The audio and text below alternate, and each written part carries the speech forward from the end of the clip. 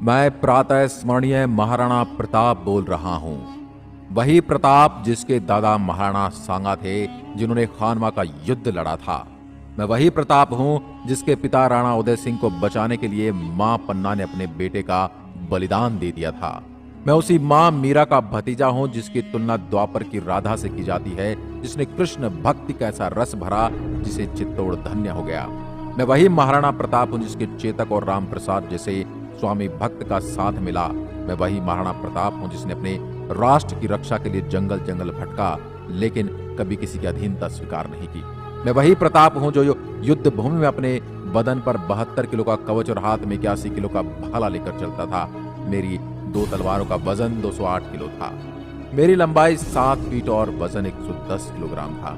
मेरा जन्म 9 मई 1540 को कुंभलगढ़ में हुआ था। मेरी माँ का नाम जयवंता बाई और पिता का नाम राणा उदय सिंह था। मेरे 23 छोटे भाई और 2 बहनें थी। मेरा जन्म हुआ तब दिल्ली पर मुगलों का शासन हुआ करता था और मुगल शासक अकबर ने चित्तौड़ को चारों तरफ से घेर लिया था। तो मेरे पिता उदय सिंह ने अकबर से लड़ने की बजाय चित्तौड़ को परिवार सहित छोड़कर उदयपुर आना चुना था और चित्तौड़ का कार्यभार मेड़ता के राजा जयमल और आमेट के पत्ता के हाथ में दे दिया था। चित्तौड़ से गिरवा की पहाड़ियों में जाने के बाद गोगुंदा की मेवाड़ की नई राजधानी बनाई गई। 1568 में मेरे पिता राणा उदय सिंह की मृत्यु हो गई, लेकिन उनके मरने से पहले उनकी प्रिय रानी धीर भाई मरने से पहले उनके बेटे जगमाल को राजा घोषित करवा देती है। मेवाड़ में एक प्रथा थी कि जब भी किसी राजा की मृत्यु होती थी तो उत्तराधिकारी उसका अंतिम संस्कार में भाग नहीं लेता था, क्योंकि गद्दी तो कभी खाली नहीं रहती। सभी मुझे पिता के अंतिम संस्कार में देखकर हैरान थे और मुझे अंतिम संस्कार में देखकर मेरे ननिहाल से मान सिंह सोनगिरा ने आवाज उठाई कि प्रताप को राजा किस हिसाब से नहीं बनाया गया। मेवाड़ पर लगातार आक्रमणों के चलते प्रताप के अतिरिक्त शक्तिशाली राजा कोई हो ही नहीं सकता। उस समय राजा के राज तिलक का अधिकार सलम्बुर के सामंत के पास था। तो मान सिंह ने सलुम्बर के तत्कालीन सामंत कृष्णदास जी चुंदावट से सहमति पूछते हैं, तो वह भी मेरे लिए सहमति देते हैं। सभी सामंत और प्रजा मिलकर मुझे राजा बनाती है। उस समय के स्वतंत्रता में लोकतंत्र की स्थापना थी और जब जगमाल को यह सूचना मिली तो वह वहां से नाराज होकर अकबर के पास चला गया और उसके बाद अकबर उसे जहाजपुर की एक जागीर दे देता है और उसके बाद उसको आधा सिरोही भी देता है। उसके बाद 28 फरवरी 1572 में विधिवत रूप से राज तिलक कुंभलगढ़ किले में किया गया। जैसे ही मेरे राजा बनने की सूचना अकबर के पास पहुंची तो उसने संधि के लिए दूत भेजे कि युद्ध करने की बजाय मुगलों से संधि कर ले। उसने सबसे पहले जलाल खान कोर्ची को भेजा। जब उससे बात नहीं बनी तो उसने एक हिंदू राजकुमार मान सिंह को भेजा। वह आमेर का राजकुमार था और आमेर ने सबसे पहले अकबर की अधीनता स्वीकार कर ली थी। अब मान सिंह आता है तो उसकी भेंट मेरे बेटे अमर सिंह से होती है और इससे ही मान सिंह झल्ला जाता है कि राणा प्रताप मेरे से मिलने क्यों नहीं आए, और इससे नाराज होकर वह युद्ध की चुनौती देकर चलने की बात करता है। तो युवराज अमर सिंह पीछे से आवाज देकर कहते हैं, अगर युद्ध करने आए होते तो फूफा अकबर को भी साथ लेकर आना। इस कथन को सुनने के बाद तो मान सिंह आग बबूला होकर वहां से चला गया और जाते ही वह अकबर से सेना की मांग करके मेवाड़ पर आक्रमण करने के लिए कहता है, लेकिन अकबर इसकी अनुमति नहीं देते। वह तब भी युद्ध के लिए तैयार नहीं था तो उसने एक और दूत भेजा जिसका नाम था भगवंत दास, जो उस समय आमेर के राजा थे। जब आमेर के राजा मेरे से मिलने आए तो मुझे अकबर की अधीनता स्वीकार करने के लिए मनाने लगे। तो मैंने इनको जवाब दिया कि एक समय था जब राजस्थान के सभी राजा मेरे दादा राणा सांगा के साथ मिलकर अपने ध्वज को चूमे मुगलों से लड़ाई करी थी, तो इस बार आप मुगलों के खिलाफ लड़ाई शुरू करो। मैं एक हिंदू राजा के ध्वज के नीचे लड़ाई करना स्वीकार करूंगा, लेकिन मुगलों की अधीनता कभी स्वीकार नहीं करूंगा। इसके लिए भगवान दास जी नहीं माने और वह वापस लौट गए। उसके बाद अकबर ने अपने वित्त मंत्री टोडरमल जी को भेजा। टोडरमल जी ने आकर समझाया कि अकबर का कितना खजाना है, मेवाड़ उसके सामने टिक नहीं पाएगा। लेकिन टोडरमल जी को भी खाली हाथ ही लौटना पड़ा। इस तरह अकबर ने 4 दूत भेजे, लेकिन किसी को भी कुछ हाथ नहीं लगा, सभी को बैरंग लौटना पड़ा। जब बातचीत के सारे रास्ते बंद हो गए तो फिर बात युद्ध की तरफ बढ़ गई और इतिहास का सबसे प्रसिद्ध युद्ध हल्दी घाटी में हुआ, जो राजसमंद जिले में है। इस पर मिट्टी का रंग हल्दी जैसा पीला है, इस वजह से इसे हल्दी घाटी कहते हैं। 18 जून 1576 को युद्ध हुआ। इसमें अकबर की तरफ से मान सिंह और आसफ खान उनके प्रमुख सेनापति थे और पहली बार मान सिंह को मुख्य सेनापति बनाकर भेजा गया। अकबर ने ही हो सकता है कि बदले की आग में मान सिंह युद्ध जीत कर आ जाए और उनके साथ युद्ध का आंखों देखा हाल देखने के लिए उनके प्रमुख इतिहासकार बदायूनी भी साथ आया था। बदायूनी बहुत ही कट्टर था। उसने कहा था कि युद्ध में जो हिंदू का खून बहेगा उसको मैं अपनी दाढ़ी की लगाकर अपनी दाढ़ी धोऊंगा। और मेरी तरफ से इस युद्ध में अफगान से हाकिम खान सूरी और ग्वालियर से राम शाह तोमर लड़ रहे थे। इतना ही नहीं, भील जनजाति के सरदार पुंजा भी अपनी भील सैनिकों को लेकर इस युद्ध में आए थे। मेरी ओर से भी लगभग 3000 सैनिक लड़ रहे थे और अकबर की ओर से लगभग 5000 सैनिक। शुरुआती युद्ध में मेवाड़ की सेना ने अकबर की सेना को खदेड़ दिया और मुगल सैनिक भागने लगे। भागते हुए सैनिकों का मेवाड़ के सैनिकों ने पीछा किया तो बदायूं ने कहा कि मेरी समझ में नहीं आ रहा है कि तीर किस पे चलाऊं। तो आसफ खान ने कहा कि किसी पर भी तीर चलाओ, अगर मानसिंह के सैनिक को तीर लगता है तो वो भी हिंदू है, और राणा प्रताप के सैनिक को तीर लगता है तो वो भी हिंदू है। चाहे तीर किसी को भी लगे, मरेगा तो काफिर ही।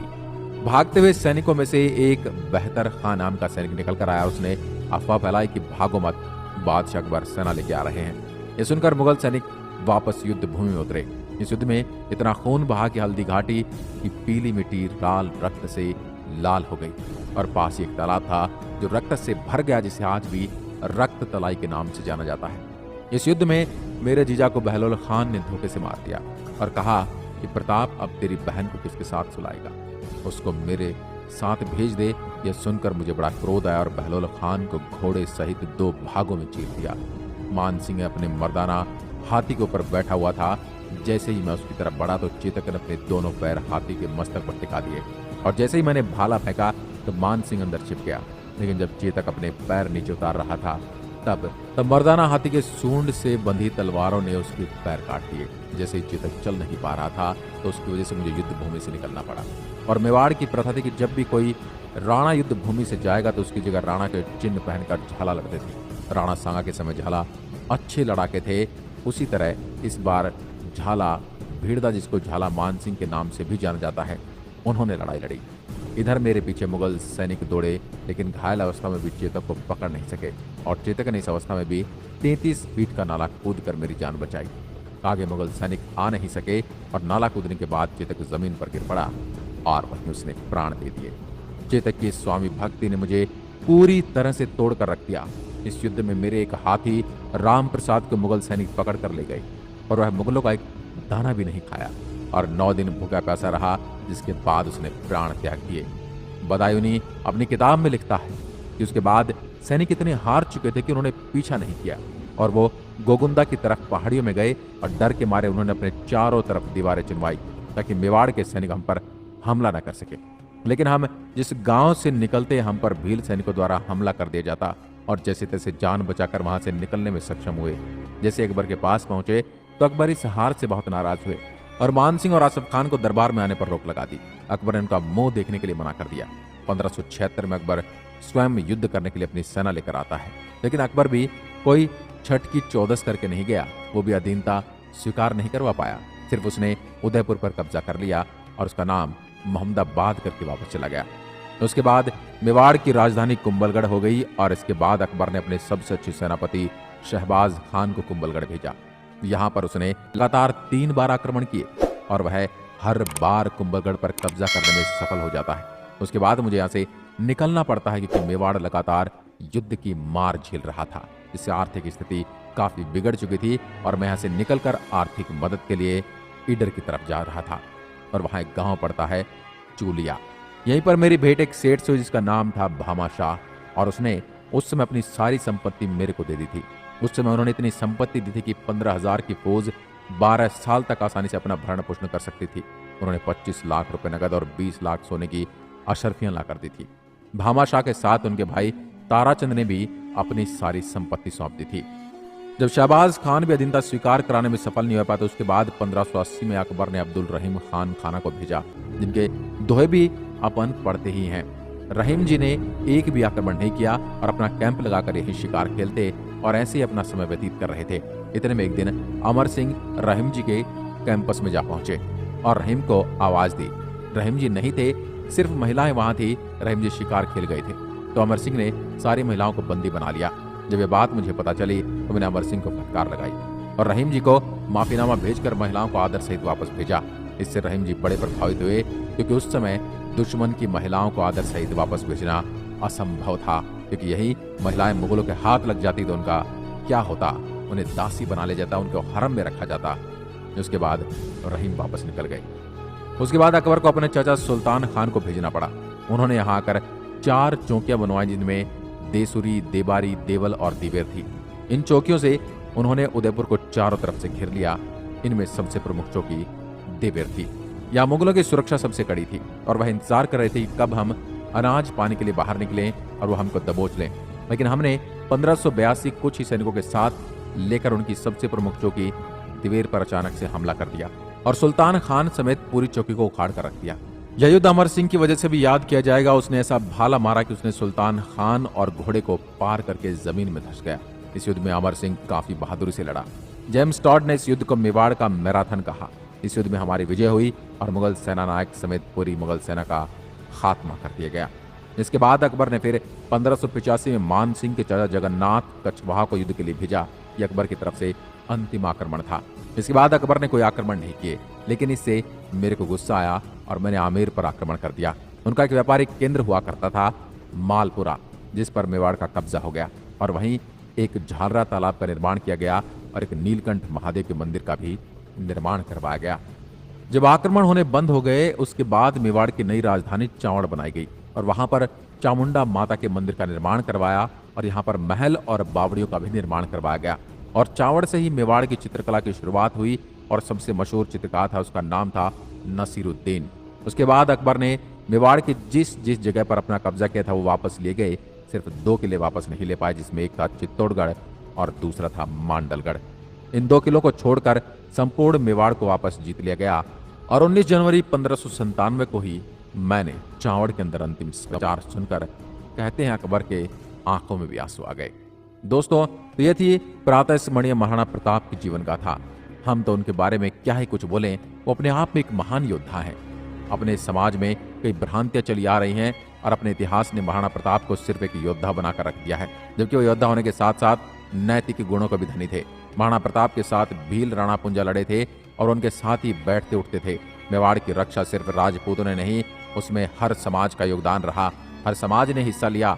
भील जनजाति के साथ राणा का व्यवहार दर्शाता है कि महाराणा प्रताप छुआछूत जैसी कुप्रथा को नहीं मानते थे। राणा प्रताप ने आमेर के राजा को उनके झंडे के नीचे लड़ने के लिए बोला। यह उनकी देशभक्ति और संगठित करने की खूबी को दर्शाता है। रहीम की स्त्री को उन्होंने माफीनामे के साथ वापस लौटा दिया। यह उनकी महिलाओं के प्रति आदर भाव को दर्शाता है। उनके साथ हजारी में हाकिम खान सूरी लड़े। उनके दरबार में चित्रकार थे नसीरुद्दीन, जो दर्शाता कि महाराणा प्रताप सेकुलर राजा नहीं थे। वह सबका सम्मान करते थे, लेकिन हमारे इतिहास ने ये सब हमारे सामने लाया। हमारे इतिहास में तो ये भी बताया गया कि प्रताप हल्दी घाटी का युद्ध हार गए। अगर मान सिंह वह युद्ध जीत जाता तो अकबर उसे अपने दरबार में से क्यों निकालता, ये एक सोचने का विषय है। लेकिन यह एक बहुत बड़ी विडंबना है कि इतिहास को हमारे सामने तरोड़ मरोड़ कर प्रस्तुत किया गया और हमारे ही इतिहास को हमारे विरुद्ध एक षड्यंत्र की तरह प्रस्तुत किया गया।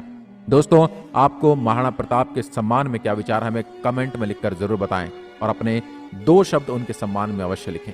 धन्यवाद। जय हिंद, जय प्रताप, जय मेवाड़।